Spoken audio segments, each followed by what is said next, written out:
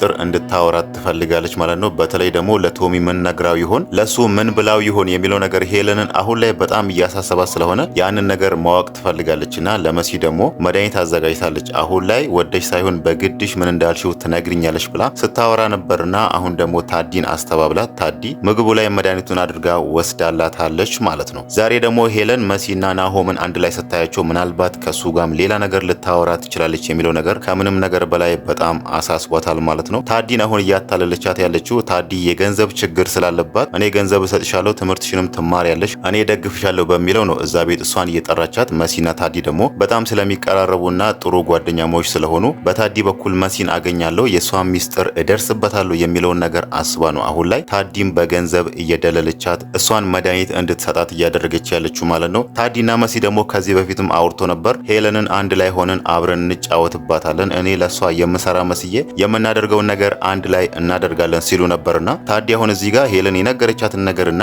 ምግቡ ደግሞ ምን እንዳለው ትነግራታለች። እዚህ ጋር አሁን ወይ ምግቡን ቀይሮ ወይ ደግሞ የሆነ ነገር አድርጎ ሄለን ላይ መጫወታቸው አይቀርም ማለት ነው። ያው ሄለን እስካሁን የምታውቀው ታዲ የገባችላትን ቃል እየፈጸመችና ለሷ እየሰራች ይመስላታል ማለት ነው። እዛ ጋር መሲን ከርታ ከኔ ጋር ትሰራለች የሚለውን ነገር እሷ አምና ተቀብላለች ማለት ነው። ታዲ ደግሞ ከምንም ነገር በላይ እዛ ቤት የምትመላለሰው መሲንም ብላ ወይ ደግሞ ሄለን እዚህ ጋር ገንዘብ እሰጥሻለሁ ለኔም ስሪ ብላ ሳይሆን እሷ እዛ ቤት የምትመላለሰው መኩን ፍለጋ ነበር። መኩን አገኘዋለሁ ከሱ ጋር እቀራርባለሁ የሚለውን ነገር ፈልጋ ነበር። ዛሬ ደግሞ መኩ ወደ ገጠር ተመልሷል የሚለው ነገር ራሱ አስደንግጧታል። ባለፈውም የመሲን ሚስጥር ለሱ የነገረችው መኩ አላወራሽም ሲላት ምናልባት ይሄንን ሚስጥር ነግሬው ካወራኝ በሚለው ነበር እዛ ጋር መሲን አስቀይማት የመሲን ሚስጥር ከባዱን ሚስጥር ለመኩ የነገረችው ማለት ነው። ዛሬ ደግሞ እሱም ብላ ከመሸ እዛው ለማደር እቤት ስትመጣ መኩ ገጠር ሄደዋል የሚለው ነገር አስደንግጧታል ማለት ነው። ሄለን ደግሞ በፊትም እሷን ለመጥራት ታስብ ነበር። ታዲን ጠርቼ እንዲያረጋሉ የሚለውን ነገር በፊትም አስባ ነበር። ታዲ ደግሞ ስትመጣላት ይሄ አጋጣሚ ጥሩ ስለሆነላት እዛ ጋር እሷ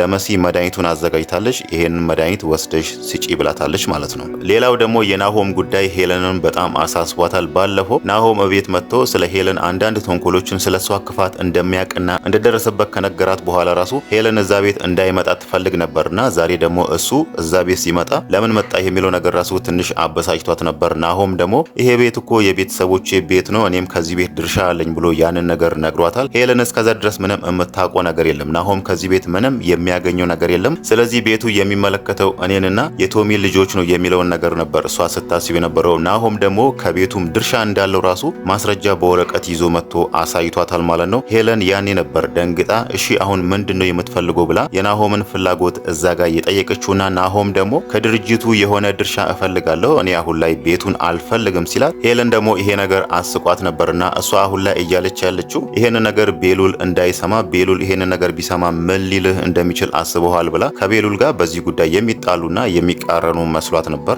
ናሆም ግን መጀመሪያ ላይ ቤሉልን ውጪ ጠርቶ አግኝቶት ስለ ሄለን አንዳንድ ነገሮችን ቀስ ብሎ ማጤን እንዳለበትና ያን ያህል ደግሞ ሄለንን እንዳይቀርባት የራሱ ሚስጥር አሳልፎ ለሷ እንዳያወራት ያንን ነገር ነግሮታል ማለት ነው። ቤሉል ደግሞ እዚህ ጋር ስለ ሄለን ምንም የሚያውቀው ነገር የለም። እሷን እንደ እናቱ ስለማያት እንደ እናቱ ስለሚያምናት እዚህ ጋር እሷ ክፋት አለባት ተንኮል አለባት ወይ ደግሞ የሆነ ነገር ልታደርግ ትችላለች የሚለውን ነገር እሱ ሊጠራጠር አይችልም። ባለፈውም አዶኒ ራሱ ስለ ሄለን አንዳንድ ነገሮችን የሚጠራጠራቸው ነገሮች እንዳሉ ሲነግረው ቤሉል ራሱ ያ ነገር ግራ ገብቶት ነበር። መልሶ አዶኒኑ ለራስ ግራ ተጋብተ እኔን ግራ አታጋባኝ እኔ እስከማውቀው ድረስ ሄለን በጣም ጥሩ ሰው ነች እንደ እናቴ የማየት ጥሩ ሴት ነች ብሎ እዛ ጋር ያንን ነገር ነግሮታል። እዚህ ጋር ደግሞ ናሆም ውጪ ላይ አግኝቶት ሄለን እኮ እንደዚህ አይነት ሰው ነች ስለሷ በጥንቃቄ ማየት አለብህ ብሎ ሲነግረው ሁለት ጊዜ ሲሆንበት ደግሞ ይሄ ነገር ቤሉል ላይ ትንሽ ግርታን ፈጥሯል ማለት ነው። ሄለን በቤቱ ጉዳይ ናሆምን እስከዛሬ የት ነበርክ ብላ ያንን ነገር ራሱ ሲጠይቀው ናሆም ደግሞ ዛሬ እየመለሰላት እስከዛሬ ዝም ያልኩት ቶሚን ስለማከብረው ነው አሁን ደግሞ ቤቱ ይገባኛል የሚለውን ነገር ጥያቄ እያቀረበላት ነው። እስካሁን እሱ የሚጠራጠራት ሄለን ነው። እናም ዛሬ ያላትም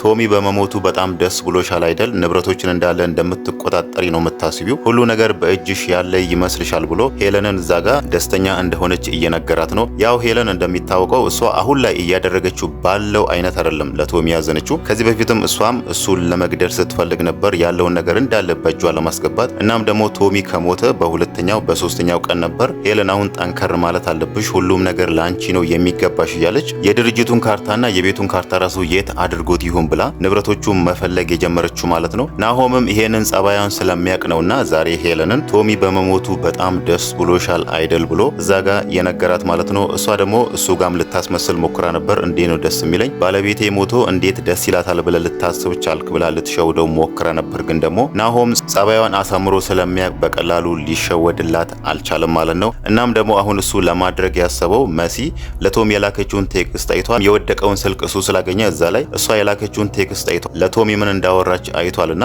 አሁን ደግሞ መሲን ለመጠየቅ ያሰበው ምን ነበር ለቶሚ ያወራሽው ነገሩን በዝርዝር ንገሪኝ ብሎ መሲ ሊጠይቃት አስቧል ማለት ነው። መሲ ደግሞ እዛ ቤት ሄለንን በጣም ስለምትፈራት እዚህ ጋር ቁጭ ብላ ለሱ አንዳንድ ነገሮችን ካንዴ ለመንገር ፈርታለች። ለዛም ነው አሁን ላይ ናሆም ስልኩን ሰጥቷት በዚህ ስልክ ደውይልኝና አብረን እናወራለን ብሏታል ማለት ነው። ሄለን ደግሞ ይሄ ነገር በጣም አስደንግጧታል። ያው ያለውን ነገር ስለ ሄለን መሲ አንዳንድ ነገሮችን ታውቃለች። እናም ደግሞ ከዚህ በፊትም ቶሚን ከኋላ በሽጉጥ ልትመታ ስትል መሲ አይታለች። እናም ደግሞ መሲ ራሱ በትራስ አፍና ልትገላት ስትሞክር ነበር። ያንን ነገር የኔ ሚስጥር አሳልፋ ደግሞ ለናሆም ከሰጠች ይሄ ነገር ደግሞ ሊያጋልጠኝ ይችላል ወይ ደግሞ ከቤሉል ጋር ያለውን ነገር ራሱ ሊያበላሽባት ይችላል። እዛ ጋር አሁን ቤሉል የቶሚ ብቸኛ ልጅ ስለሆነ ከአንዳንድ ንብረቶች ሄለንን ነጻ ሊያወጣ ይችላል። ዛሬ ናሆም በነገረው መሰረት ማለት ነው ንብረቶችን እንዳለ አንተ ነህ መቆጣጠር ያለብህ አንተ እኮ ነህ የቶሚ ብቸኛ ወራሽ ብሎ እዛ ጋር እሱ ስልጣን እንዳለውና ሁሉንም ነገር ማድረግ እንደሚችል ሄለንን ራሱ ከዛ ቤት ማስወጣት እንደሚችል ነግሮታል ማለት ነው። ሄለንም ይሄንን ነገር ስለምታውቅ ይመስላል ዛሬ ናሆምና መሲ ቁጭ ብሎ ሲያወሩ ምናልባት የኔ ክፋት ሊጋለጥ ይችላል ብላ በዛ ልክ የደነገጠችው ማለት ነው። ሌላው ነገር ደግሞ ስለ ኑኑ ጉዳይ ነው። ኑኑም ባለፈው ሄለን ካስጠነቀቀቻት በኋላ ድጋሚ ቤሉል ጋር ላይሽ አልፈልግም፣ ድንበርሽን ጠብቂ፣ ምን ነው እናንተ ሀገር ነውር የሚባል ነገር የለም እንዴ ብላ ሄለን በዛ ልክ ኑኑን ተናግራት ካስጠነቀቀቻት በኋላ ኑኑ ለማድረግ ያስበችው ለምን እንደውም ከዚህ ቤት ወጥቼ ብን ብዬ አልጠፋም ብላ አስባ ነበርና ደግሞም አስባ አልቀረችም።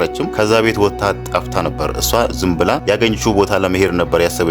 ግን ደግሞ ቤሉል ናሆምን አግኝቶት አውርቶ ወደ ቤት ሲመለስ መንገድ ላይ ኑኑን አግኝቶት አስቆሟታል ማለት ነው። እሷ ያው የት ልትሄድ እንደምችል ቦታውን አላቅም፣ ግን ደግሞ ዝም ብዬ መሄድ ፈልጋለሁ ተወኝ ብትለውም ቤሉል ደግሞ እዛ ጋር ሊተዋት አልቻለም። ያው ውጪ ላይ አብሮ ነው የዋሉት። መሲ ደግሞ ወደ ኑኑ ክፍል ገብታ ኑኑን ስትፈልጋት ስታጣት ነበር። በጣም ደንግጣ ለቤሉል ስትደውር ቤሉል ደግሞ እኔ ጋር ያለችው አብረን ያለ ነው ሲደብራት እኮ ነው ይዤያት የወጣሁት ብሎ እዛ ጋር መሲ ለራሷ እንደጠፋች ደብቆላት ለራሱ ከዛ ቤት ይዟት እንደወጣ ነግሯት ነበር ማለት ነው። ይሄንን ነገር ደግሞ ሄለን ስትሰማ በጣም አናዷታል። ከዚህ በፊት ስላስጠነቀቀቻት ድጋሜ ስለ ቤሉል አላስጠነቀቅሽም ድጋሜ እሱ ጋር አትድረሽ ብላ ያንን ነገር ለኑኑ ነግራ ነበር። እናም ደግሞ ሄለንን ብቻ ሳይሆን ራሱ ኤልሹ ራሱ በዚህ ነገር በጣም ተናዳለች። ያው ኤልሹ እዛ ጋር ያለውን ነገር ኑኑ ቫይረስ አለባት የሚለውን የውሸት ዜና እሷ እውነት መስሏት ስላለ ያ ነገር ደግሞ ወደ ወንድሜ ሊተላለፍ ይችላል፣ እሷ ወንድሜ ጋር መድረስ የለባትም የሚለውን ነገር ከዚህ በፊትም ስታወራም ስታስብም ስለነበረ አሁን ላይ ለማድረግ ያሰበችው ኑኑ ከዛ ቤት ሌባ ናት ተብላ እንድትባረር ወደ ሄለን ክፍል ገብታ ከሄለን ቦርሳ ውስጥ ጌጣጌጦችን ሰርቃ ወደ ኑኑ ክፍል ገብታ ነው የኑኑ ቦርሳ ውስጥ ያስቀመጠችውና ሄለን ደግሞ ከቦርሳዋ ውስጥ ወርቅ ሲጠፋባት ስትፈልግ የኑኑ ቦርሳ ውስጥ አግኝታ አንቺ ሌባ የኔ ወርቅ ሰረቅሽ በሚለው ኑኑ ከዛ ቤት እንድታባረራት ነው ኤልሹ እዚህ ጋር ይሄንን ነገር ያደረገችው። እናም ደግሞ ይሄንን ነገር ለማድረግ ጥሩ አጋጣሚ ስጠብቅ ነበር ብላ ኑኑ ከዛ ቤት እስክትወጣላት ድረስ ይሄንን ነገር ለማድረግ ብዙ ጊዜ ስትጠብቅ እንደነበረ አውርታለች ማለት ነው። ምናልባት አይታወቅም ሄለን አሁን እሷ እንዳሰበችው ከቦርሳ ውስጥ ጌጣጌጦችን ስታጣ ምናልባት የኑኑ ቦርሳ ውስጥ ካገኘች ደግሞ ኤልሹ እዚህ ጋር እንደፈለገችው ኑኑን አንቺ ሌባ ወርቄን ሰረቅሽ በሚለው ከዛ ቤትም ልታባረራት ትችላለች ማለት ነው።